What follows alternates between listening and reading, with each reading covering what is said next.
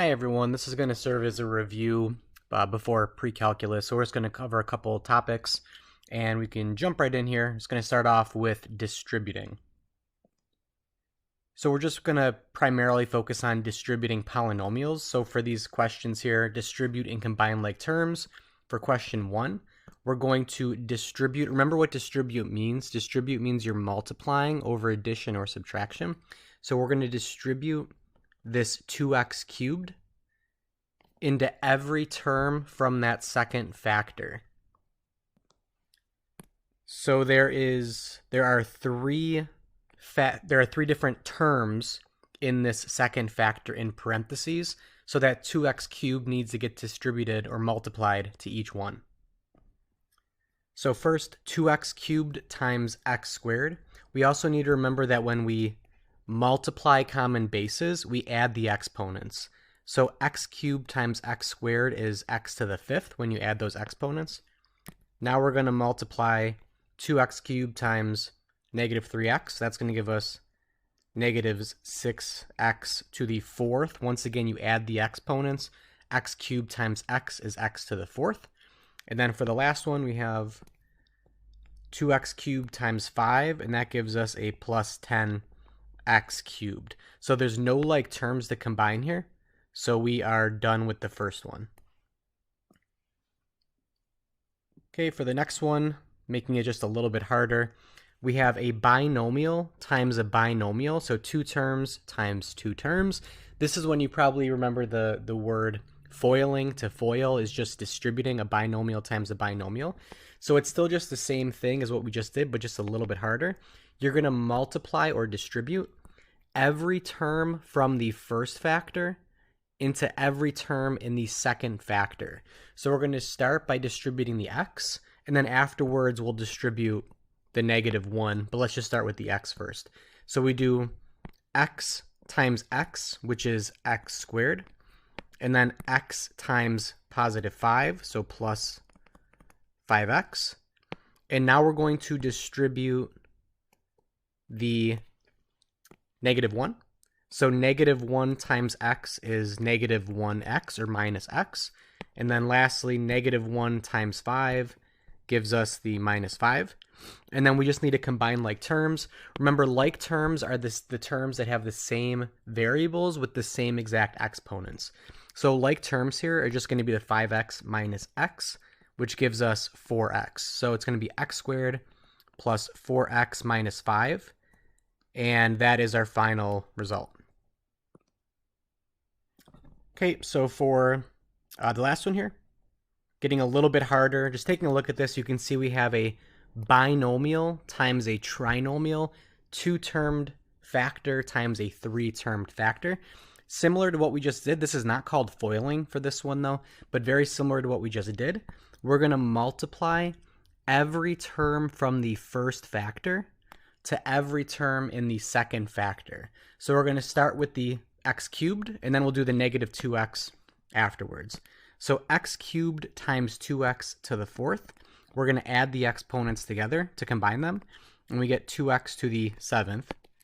And then x cubed times x to the 6th. That's going to give us plus x to the 9th when we add the exponents together. And then x cubed times -1 just gives us minus x cubed. And now we're going to do the same thing for -2x. Just make sure that negative is coming with it. So -2x times 2x to the 4th is going to give us -4x to the 5th. So we added the exponents together. Always remember too, there's an exponent of 1 when there's no exponent written, right? So we then have -2x times x to the 6th. That's going to be -2x to the 7th, 1 plus 6 for the exponents. And then lastly, -2x times -1 gives us plus 2x. And now when we combine like terms, a little bit more annoying for this one maybe just because we have more terms than the previous ones that we just did. But it looks like we have an x to the 7th and an x to the 7th. So that means these are like terms. There's no other common exponents. So these are the only like terms. And when we combine the coefficients, 2 minus 2, that actually gives us 0. So these actually completely cancel off. So we're left with x to the 9th. Something I'm going to do here, and something I recommend doing, is when you have polynomials, so polynomials are when you have an expression where the terms exponents are positive whole numbers only in the numerator. When you have polynomials, you should write them in standard form, meaning the exponents go from largest to smallest. So I'm going to write this as x to the 9th minus 4x to the 5th minus x cubed plus 2x, and that looks like every term in order, exponents largest to smallest. So there is our final answer. Okay, so that is distributing polynomials. Multiply every term from the first factor into every term in the second factor, and then you combine like terms to simplify. All right, next concept is factoring. So in a sense here, factoring is going to be in the reverse direction of distributing. Now we're going to start with an expression, and we're going to rewrite it as things being multiplied, and those things are called factors. So there's several different techniques for factoring. These are not the only techniques, but these are the main 4 that we're going to be using. We have greatest common factor, GCF, difference of squares, quadratic trinomials, and grouping. So these are the 4 techniques that we should know going forward.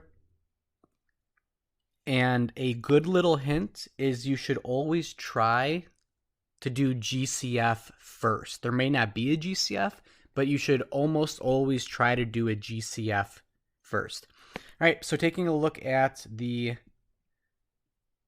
first one here. So we're going to actually, every single one of these, we're going to factor these completely. So we might have to factor more than once.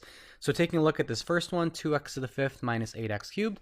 So again, always look for a GCF first. There is a GCF here, and the GCF is going to be 2x cubed. So when you do the GCF technique, you're factoring it out front, and you're writing the GCF out here, and then you think about what is left over, and what's left over is the original expression divided by the GCF. Every term divided by 2x cubed, and when you divide common bases, you subtract the exponents to combine them. So for example, you have 2x to the 5th divided by 2x cubed. That's going to give us x squared, right? 2 divided by 2 is 1. X to the 5th divided by x cubed is x squared. Subtract the exponents. And then you have minus, so I'll just put the minus right here. You have 8x cubed divided by 2x cubed. 8 divided by 2 is 4. And then the x cubed divided by x cubed is 1. They cancel each other off. So that was GCF. This first step, I'll write it next to it, is GCF. This is going to be able to be factored one more time. This x squared minus 4, that is difference of squares factoring. So difference of squares actually tells us what the technique, what we're looking for. It is a difference, which means subtraction, of squares of things being squared. So difference of squares means we're looking for something that's in the form a squared minus b squared, something squared minus something squared.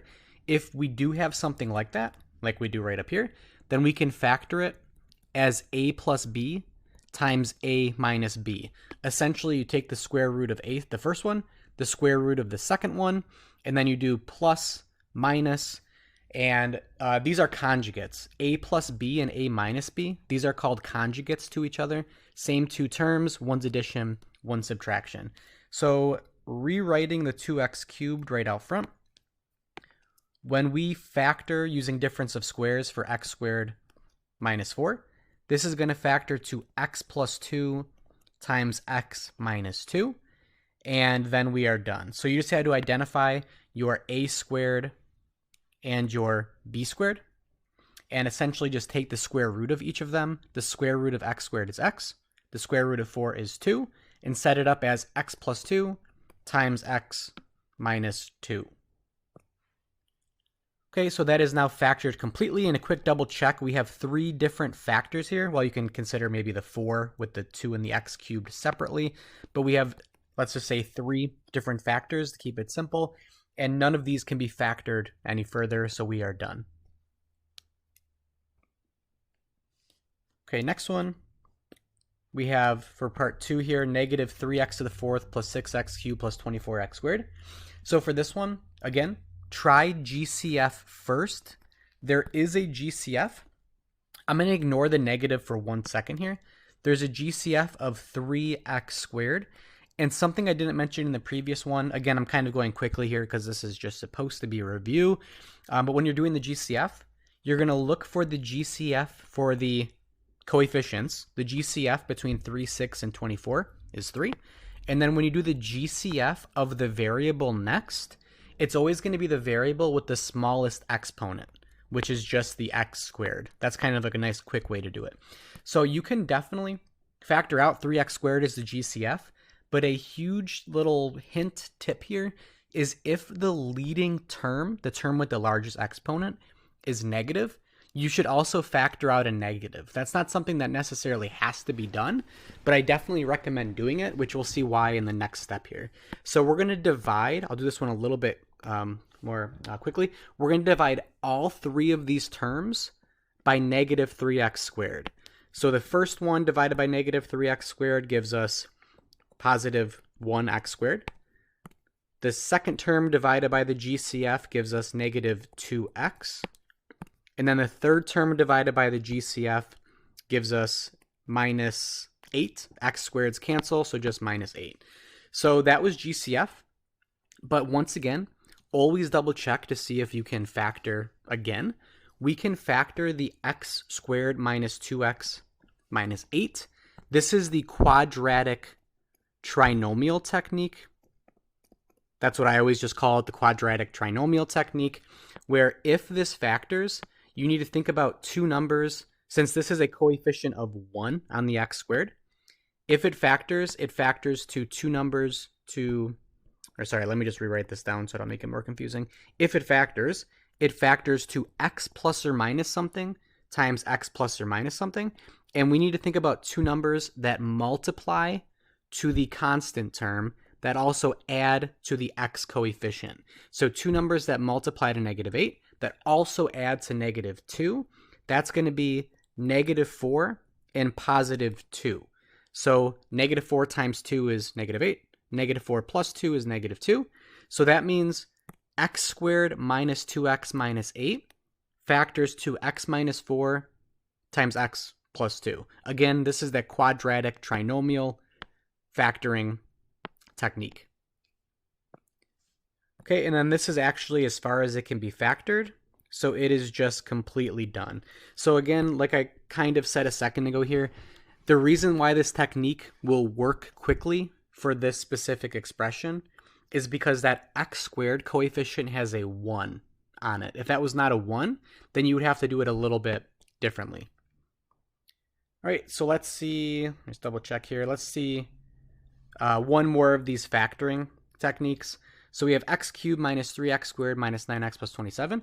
So first thing you probably see here is there is no GCF between all 4 of these terms, right? So we have 4 terms here, and there's no GCF between all 4. There's a GCF between the first 3, but that's really not going to help us too much. We want a GCF between all of them.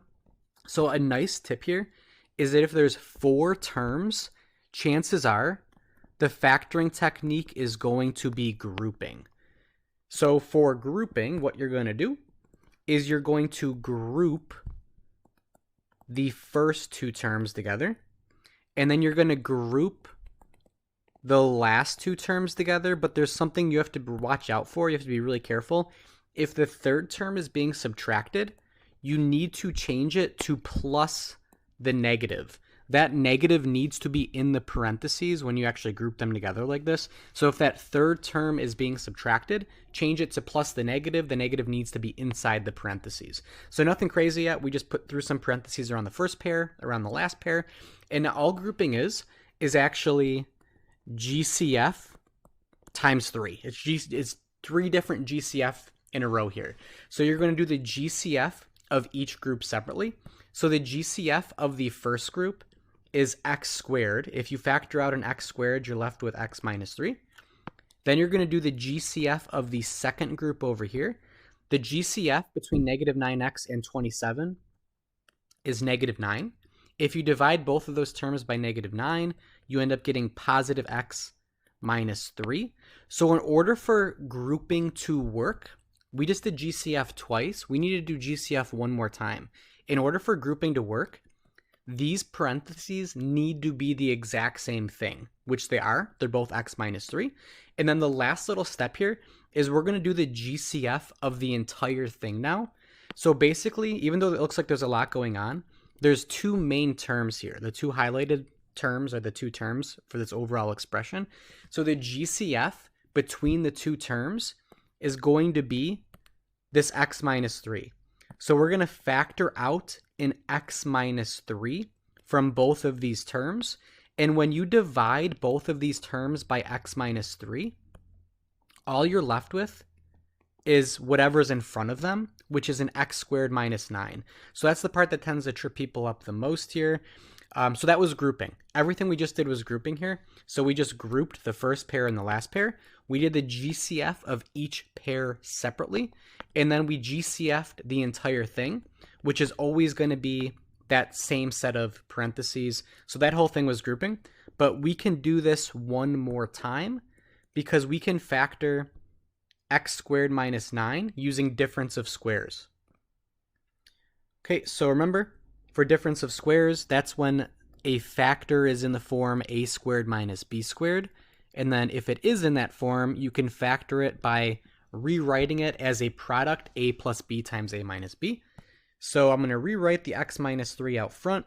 So x squared minus 9 is going to factor to x plus 3 times x minus 3. So this is the a plus b times a minus b, taking the square root of x squared and 9 separately. And technically we're done. That is technically factored. Something that you should do, I highly recommend doing, is notice that you have a common factor, x minus 3 times x minus 3. If you have a common factor, we can combine them with an exponent. So we can combine x minus 3 times x minus 3 as x minus 3 squared, because there's two of them, and then just rewrite the x plus 3, and then you're done. Also, so that's not something that technically always has to be done, but just trust me, it is a good idea to just make sure it's completely simplified. It is a good idea to do that going forward. Also remember, multiplication is commutative and associative, so you can write a plus b times a minus b, or you can write a minus b times a plus b, right? That all means the same thing because multiplication, the order doesn't matter.